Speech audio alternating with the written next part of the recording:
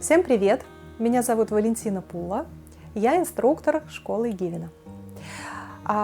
Сегодня хочется поговорить про желание. К нам приходят люди с возвышенной целью познать жизнь, стать ближе к Богу, избавиться от страданий, избавиться от каких-то мирских низких желаний. И что они видят?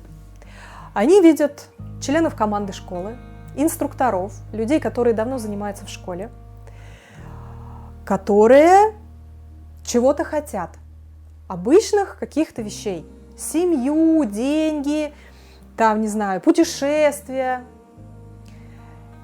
Это первое. Второе, мы начинаем заниматься практикой и наоборот сталкиваемся с тем, что мы начинаем чего-то хотеть, даже сильнее, чем раньше. И человек начинает расстраиваться, начинает разочаровываться, начинает думать о том, что его, наверное, как-то обманули, он, наверное, куда-то не туда попал. И практика вообще как-то не работает, потому что он думал, что наконец-то он избавится от бренности этого мира, а тут получается вообще наоборот. Почему так происходит и что с этим делать? На самом деле вы столкнетесь с этим абсолютно в любой духовной практике, и вы должны понимать, почему так, да, и не пугаться этого, не бояться, и не расстраиваться, самое главное. Ну, дело в том, что мы же идем к свободе. Хочется возвыситься, да? Хочется стать Буддой, которого ничего не интересовало. И освободиться от этого всего, потому что это приносит страдания. Нам все время что-то не хватает, мы все время переживаем о чем-то, да? И нам хочется освободиться. И нам кажется, что мы хотим освободиться от этого, от всего. И как будто бы стать вот таким каким-то монахом, который сидит где-то там в храме, где-то в ашраме, и его ничего не беспокоит. Мы на самом деле идем в глубину жизни. Глубина жизни – это глубина переживаний, и это интенсивность переживаний.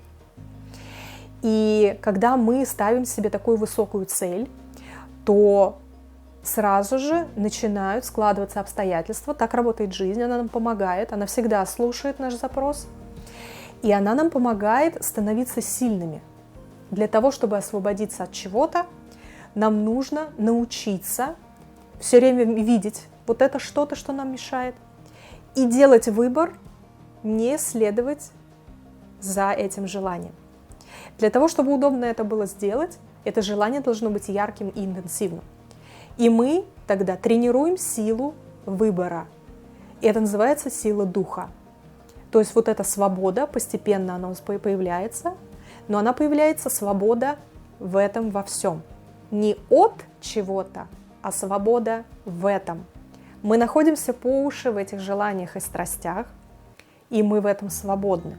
Да, мы можем куда-то включиться, но мы также можем находиться в спокойном состоянии и не включаться. А эти желания, мысли, они работают. Они работают, но вы заметите, что если вы не даете им внимания, то вы не даете им энергию, и они постепенно перестают на нас воздействовать. Поэтому, когда вы начинаете ставить перед собой такую высокую цель, идти к Богу, идти к источнику жизни, идти к самому главному, то сразу вы как будто провоцируете изнутри вот это вот поднятие силы ваших желаний. Для того, чтобы вы научились с этим работать. Бояться этого не нужно. Так откликается жизнь, так она нам помогает. Поэтому, когда вы приходите в практику, будьте готовы, что вы попадаете в самую гущу страстей, своих, других членов команды. Но так бурлит жизнь. Если вы ставите такую серьезную цель, жизнь начинает немедленно оживать. Очень всегда забавно звучит, когда говорят: «Ой, ты ушел куда-то в практику, и ты как будто выпадаешь из жизни». Да наоборот, ты начинаешь так интенсивно общаться с людьми, у тебя настолько расширяется круг знакомств, у тебя настолько появляется интенсивность переживаний. Я вот, например, раньше терпеть не могла ходить по магазинам. Сейчас, особенно после пробуждения, настолько интенсивно все происходит, у меня такое ощущение, что я не могу надышаться. Мне так все интересно, мне так это все нравится, и в этом во всем можно, конечно, заблудиться. и забыть вообще, что ты хотел вообще-то куда-то к какому-то Богу, к какому-то источнику, к какому-то смыслу, хотел что-то познать. И у нас очень часто уходят люди из школы просто потому, что их захватывает новизна всего. Раньше ты был в депрессии, тебе ничего не интересно было, а тут у тебя освобождается энергии столько, и ты сразу: вау, мне же хочется ремонт сделать, я же все время собирался, никак не мог. Я же хотел там, не знаю, семью построить, я же все время... И вот, и тут у меня пошло и предложение по работе, и мне все интересно. Да, тебе интересно, потому что ты начинаешь оживать, но при этом ты можешь забыть и уйти. И вот здесь вот важно тренировать все время осознанность, все время возвращать себя к этой цели, и вот тогда у тебя появляется наработка вот этой вот различающей способности, вот этой вот осознанности и вот этого постоянного возвращения себя к самому главному в жизни. Ты понимаешь, что все это игры, и это все как бушующее море вокруг тебя, но ты четко держишь вектор направления, и ты никуда не сворачиваешь. Поэтому да, будьте к этому готовы, не бойтесь этого, вы будете живыми, вы будете все более живыми, и это жизнь, и все это неплохо. И у меня есть подозрение, что чем дальше мы будем идти, чем больше мы будем углубляться, тем больше интенсивность вот эти страсти будут вокруг нас приобретать. И тем большую силу духа мы будем вырабатывать. До тех пор, пока мы полностью не освободимся от этого. Вот такая у нас цель. Поэтому не бойтесь своих желаний. Не думайте, что если вы пришли в практику и вас обуревают какие-то там желания, это значит, вы не готовы.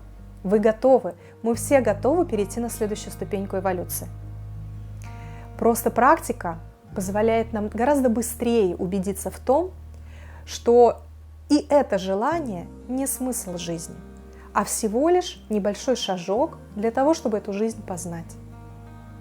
Через любые игры мы становимся взрослее. Не бойтесь своих желаний, доверяйте жизни, радуйтесь, что вы живы, что вы все это чувствуете, и не забывайте самую главную цель. Приходите приобретать этот опыт и становитесь более живыми.